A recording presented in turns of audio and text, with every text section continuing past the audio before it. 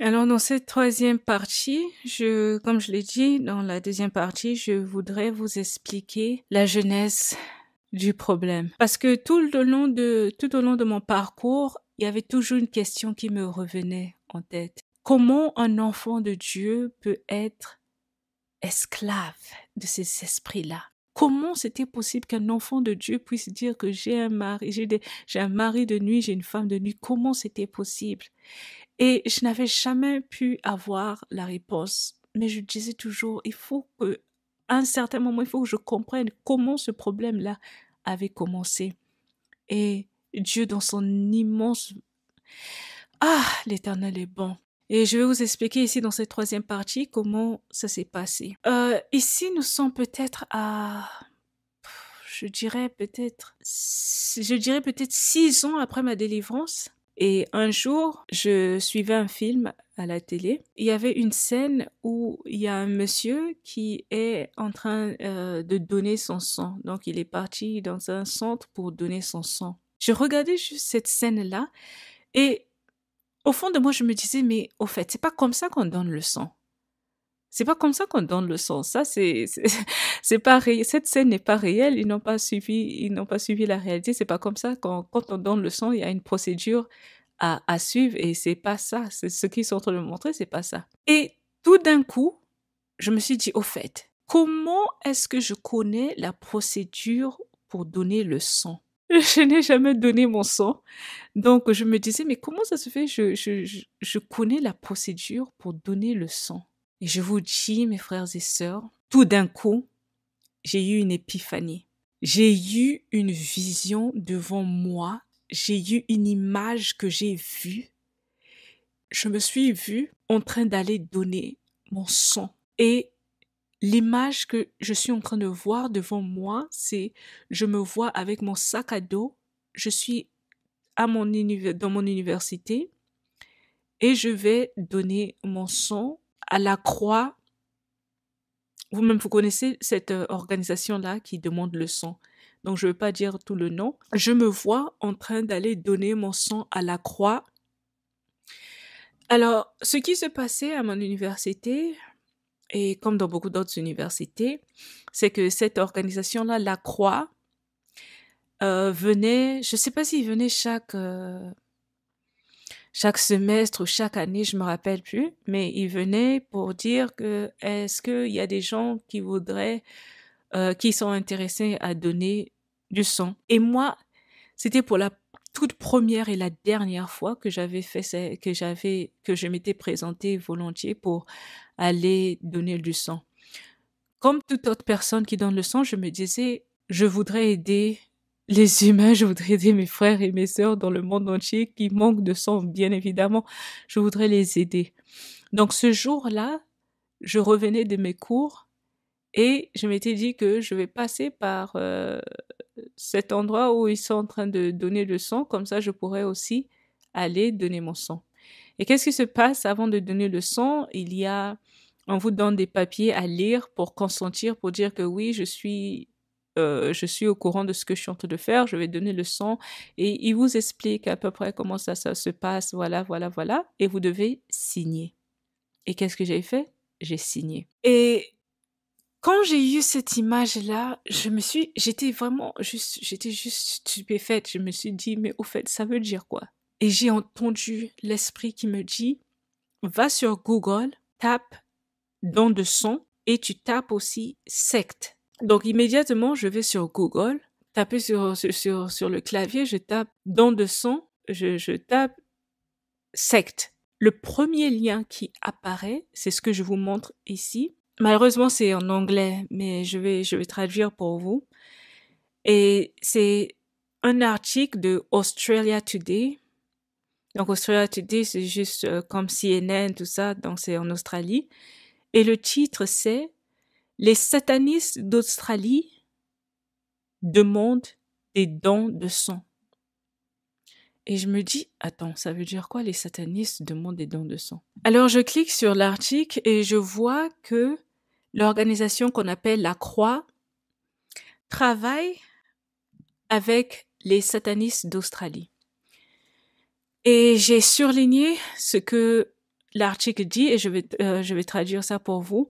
Donc, la croix, en association avec l'Australie satanique, un groupe religieux qui ne croit pas en Dieu, vous encourage, vous les membres du public, à pouvoir retrousser vos manches pour donner du sang au nom du diable. Et le deuxième paragraphe dit ceci, que les satanistes prennent soin de vous, les humains. Jusqu'alors, je me disais, mais attends, qu'est-ce que ça veut dire? Qu'est-ce que ça veut dire? Comment est-ce que la croix travaille avec ces gens-là? Alors, je me dis que non, ça, c'est pas vrai. Je vais sur le site de la croix, et ça, c'est la croix américaine. Et qu'est-ce que je vois? Je vais traduire ce qui a été surligné. En tant que satanistes modernes, nous ne croyons pas en les choses supernaturelles. Nous n'avons jamais versé du sang des animaux innocents ou des humains innocents.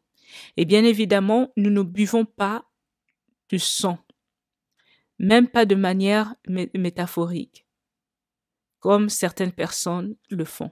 Dans le deuxième paragraphe, ce qui est surligné dit « Des milliers de personnes ont constamment besoin du sang chaque jour. Donc, c'est important que vous puissiez leur donner du sang. » Alors ici, c'est ce groupe sataniste qui est en train de... Ça, c'est leur déclaration sur le site de la croix. Et comme si ce n'était pas déjà assez, je sais pas comment je me suis redirigée sur la page Facebook du temple satanique. Ici, c'est l'État d'Indiana aux États-Unis. Donc, non seulement la croix en Australie le fait avec les satanistes, mais aussi aux États-Unis, la croix le fait avec les satanistes.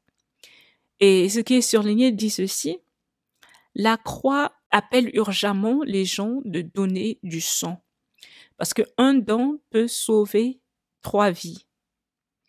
Et vous voyez ici, donc ça c'est la page Facebook du temple satanique de l'État d'Indiana qui est en train de demander aux gens d'aller donner leur sang à la croix, ce qui montre que ces deux organisations-là travaillent ensemble. Frères et sœurs, vous voyez, les preuves sont devant vous que la croix travaille avec les satanistes. Oui, il y a une partie de ce sang-là qu'on donne qui va dans les hôpitaux. Mais il y a une autre partie qu'ils donnent aux satanistes.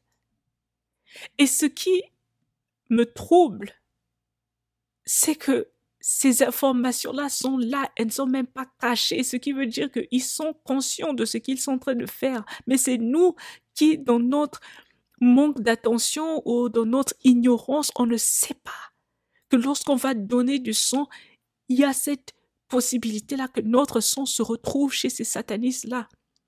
Et quand j'avais signé ce papier pour dire oui, je donne mon sang, sans savoir ce que je faisais, moi je me disais que j'étais en train de faire ça pour le bien de l'humanité, alors que j'étais en train de donner mon sang à ces esprits-là.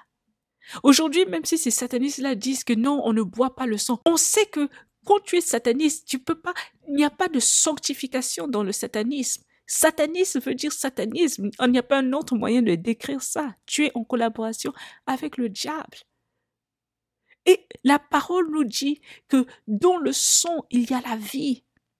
Et je pense même, voilà pourquoi les témoins de Jéhovah disent, ils ne veulent même pas donner le sang ou même avoir des transfusions parce que pour eux, c'est sacré. Et ça doit nous pousser à réfléchir. Qu'est-ce que ces gens-là font avec le sang qu'ils prennent? Je vous dis que c'est vraiment troublant. C'était vraiment troublant. Et ma question, c'était pourquoi l'Éternel ne m'avait pas protégée? Moi, je n'avais pas donné mon sang aux satanistes, j'avais donné mon sang pour le bien de l'humanité. Pourquoi mon Père ne m'avait pas gardé, ne m'avait pas protégé contre ces esprits-là?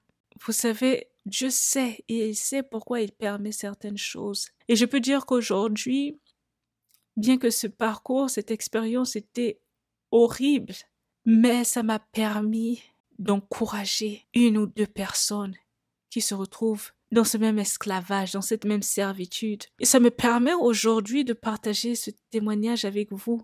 Ça me permet de proclamer la victoire du Seigneur, de dire que oui, il est possible d'être délivré de ces esprits-là de viol.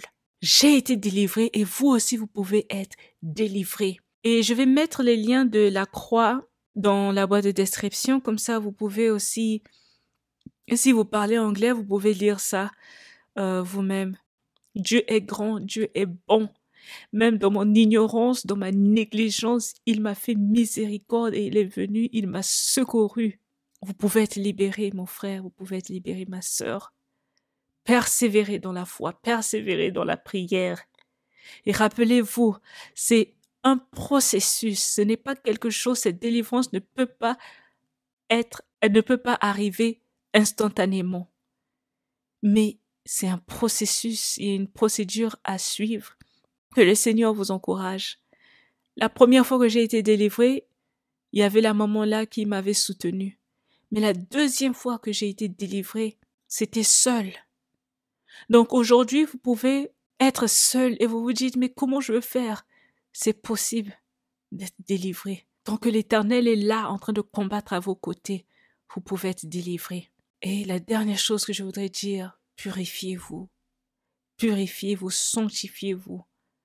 La sanctification, ce n'est pas pour le pasteur ou c'est pas pour les diacres, c'est pour tout le monde. Et la parole dit dans Jacques 4:7, soumettez-vous à Dieu, résistez au diable et il fuira loin de vous. Le diable ne peut pas fuir loin de nous si nous vivons une vie impure. Et impur ne veut pas seulement dire que, oh, je suis dans la débauche. Non, l'impureté peut être quoi? L'orgueil. On dit quoi? Qu'il y a l'orgueil des yeux. Est-ce que tu es orgueilleux, mon frère, ma sœur? Est-ce que tu es orgueilleuse? Est-ce que tu es une personne qui est toujours là en train de te plaindre, en train de murmurer, tu es toujours dans les commérages? Ça, c'est l'impureté. Cherchons vraiment à nous soumettre à la parole de Dieu. Et quand nous nous soumettons à la parole de Dieu, aucun esprit ne peut nous résister. Mais au contraire, la parole dit que le diable fuira. On ne dit pas il va courir, mais on dit il va fuir loin de nous. Soyez bénis, frères et sœurs, que l'Éternel vraiment vous fortifie.